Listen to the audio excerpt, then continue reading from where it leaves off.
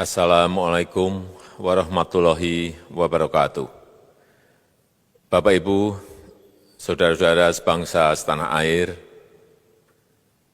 pagi tadi saya telah memimpin rapat terbatas secara virtual tentang Undang-Undang Cipta Kerja bersama jajaran pemerintah dan para gubernur. Dalam undang-undang tersebut terdapat 11 klaster yang secara umum bertujuan untuk melakukan reformasi struktural dan mempercepat transformasi ekonomi.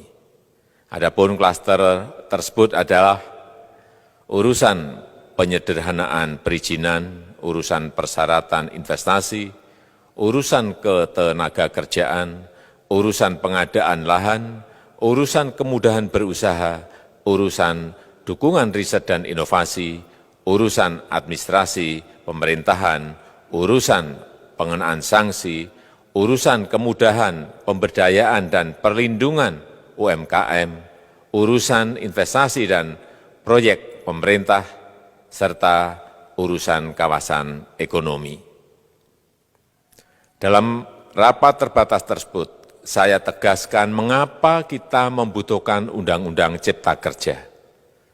Pertama, setiap tahun ada sekitar 2,9 juta penduduk usia kerja baru, anak muda yang masuk ke pasar kerja, sehingga kebutuhan atas lapangan kerja baru sangat-sangat mendesak. Apalagi di tengah pandemi, terdapat kurang lebih 6,9 juta pengangguran dan 3,5 juta pekerja terdampak pandemi COVID-19.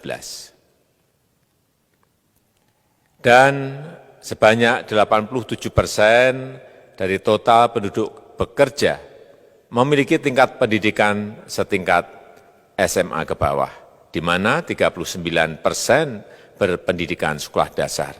Sehingga perlu mendorong penciptaan lapangan kerja baru, khususnya di sektor padat karya. Jadi, Undang-Undang Cipta Kerja bertujuan untuk menyediakan lapangan kerja sebanyak-banyaknya bagi para pencari kerja serta para pengangguran. Kedua, dengan Undang-Undang Cipta Kerja akan memudahkan masyarakat, khususnya usaha mikro kecil, untuk membuka usaha baru. Regulasi yang tumpang tindih dan prosedur yang rumit dipangkas. Perizinan usaha untuk usaha mikro kecil UMK tidak diperlukan lagi, hanya pendaftaran saja. Sangat simpel. Pembentukan PT atau perseroan terbatas juga dipermudah. Tidak ada lagi pembatasan modal minimum. Pembentukan koperasi juga dipermudah. Jumlahnya hanya 9 orang saja. Koperasi sudah bisa dibentuk. Kita harapkan akan semakin banyak koperasi-koperasi di tanah air. UMK, usaha mikro kecil yang bergerak di sektor makanan dan minuman, sertifikasi halalnya dibiayai pemerintah, artinya gratis. Izin kapal nelayan penangkap ikan misalnya, hanya ke unit kerja Kementerian KKP saja. Kalau sebelumnya harus mengajukan ke Kementerian KKP, Kementerian Perhubungan, dan instansi-instansi yang lain. Sekarang ini cukup dari unit di Kementerian KKP saja. Ketiga, Undang-Undang Cipta Kerja ini akan mendukung upaya pencegahan dan pemberantasan korupsi. Ini jelas karena dengan menyederhanakan, dengan memotong, dengan mengintegrasikan ke dalam sistem perizinan secara elektronik, maka pungutan liar, pungli dapat dihilangkan. Namun, saya melihat adanya unjuk rasa penolakan Undang-Undang Cipta Kerja yang pada dasarnya dilatar belakangi oleh disinformasi mengenai substansi dari undang-undang ini dan hoax di media sosial. Saya ambil contoh, ada informasi yang menyebut tentang penghapusan UMP, upah minimum provinsi, UMK, upah minimum kota kabupaten, UMSP, upah minimum sektoral provinsi. Hal ini tidak benar, karena faktanya upah minimum regional, UMR, tetap ada. Ada juga yang menyebutkan bahwa upah minimum dihitung per jam. Ini juga tidak benar. Tidak ada perubahan dengan sistem yang sekarang. Upah bisa dihitung berdasarkan waktu dan berdasarkan hasil. Kemudian adanya kabar yang menyebutkan bahwa semua cuti sakit, cuti kawinan, cuti khitanan, cuti baptis, cuti kematian, cuti melahirkan, dihapuskan. Dan tidak ada kompensasinya. Saya tegaskan juga ini tidak benar. Hak cuti tetap ada dan dijamin.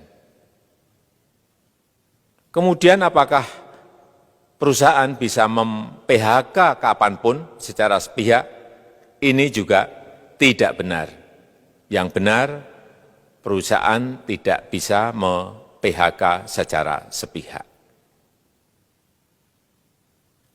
Kemudian juga pertanyaan mengenai benarkah jaminan sosial dan kesejahteraan lainnya hilang. Yang benar, jaminan sosial tetap ada. Yang juga sering diberitakan tidak benar adalah mengenai dihapusnya AMDAL, analisis mengenai dampak lingkungan. Itu juga tidak benar. AMDAL tetap ada. Bagi industri besar harus studi AMDAL yang ketat. Tetapi bagi UMKM lebih ditekankan pada pendampingan dan pengawasan. Ada juga berita mengenai Undang-Undang Cipta Kerja ini mendorong komersialisasi pendidikan. Ini juga tidak benar. Karena yang diatur hanyalah pendidikan formal di kawasan ekonomi khusus, di KEK. Sedangkan perizinan pendidikan tidak diatur di dalam Undang-Undang Cipta Kerja ini.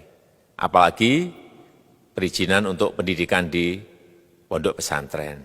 Itu tidak diatur sama sekali dalam Undang-Undang Cipta Kerja ini. Dan aturannya yang selama ini ada tetap berlaku. Kemudian diberitakan bahwa keberadaan bank tanah. Bank tanah ini diperlukan untuk menjamin kepentingan umum, kepentingan sosial, kepentingan pembangunan nasional, pemerataan ekonomi, dan konsolidasi lahan serta reforma agraria. Ini sangat penting untuk menjamin akses masyarakat terhadap kepemilikan tanah, kepemilikan lahan. Dan kita selama ini tidak memiliki bank tanah. Saya tegaskan juga bahwa Undang-Undang Cipta Kerja ini tidak melakukan resentralisasi kewenangan dari pemerintah daerah ke pemerintah pusat. Tidak ada. Perizinan berusaha dan pengawasannya tetap dilakukan oleh pemerintah daerah sesuai dengan NSPK, norma, standar, prosedur, dan kriteria yang ditetapkan pemerintah pusat. Ini agar dapat tercipta standar pelayanan yang baik di seluruh daerah. Dan penetapan NSPK ini dapat nanti akan diatur di dalam PP atau peraturan pemerintah. Selain itu, kewenangan perizinan untuk non-perizinan berusaha tetap ada di Pemda, sehingga tidak ada perubahan. Bahkan kita melakukan penyederhanaan, melakukan standarisasi jenis dan prosedur berusaha di daerah. Dan perizinan berusaha di daerah diberikan batas waktu. Ini yang penting di sini. Jadi ada service level of agreement. Permohonan perizinan dianggap disetujui bila batas waktu telah terlewati. Saya perlu tegaskan pula bahwa Undang-Undang Cipta Kerja ini memerlukan banyak sekali peraturan pemerintah atau PP dan peraturan presiden atau Perpres. Jadi setelah ini akan muncul PP dan Perpres yang akan kita selesaikan paling lambat 3 bulan setelah diundangkan. Kita pemerintah membuka dan mengundang masukan-masukan dari masyarakat dan masih terbuka usulan-usulan dan masukan dari daerah-daerah. Pemerintah berkeyakinan melalui Undang-Undang Cipta Kerja ini jutaan pekerja dapat memperbaiki kehidupannya dan juga penghidupan bagi keluarga mereka. Dan kalau masih ada, jika masih ada ketidakpuasan terhadap Undang-Undang Cipta Kerja ini, silahkan mengajukan uji materi atau judicial review melalui MK, Mahkamah Konstitusi. Sistem ketatanegaraan kita memang mengatakan seperti itu. Jadi, kalau masih ada yang tidak puas dan menolak, silahkan diajukan uji materi ke MK. Saya rasa itu yang bisa saya sampaikan pada kesempatan yang baik ini. Terima kasih. Wassalamualaikum warahmatullahi wabarakatuh.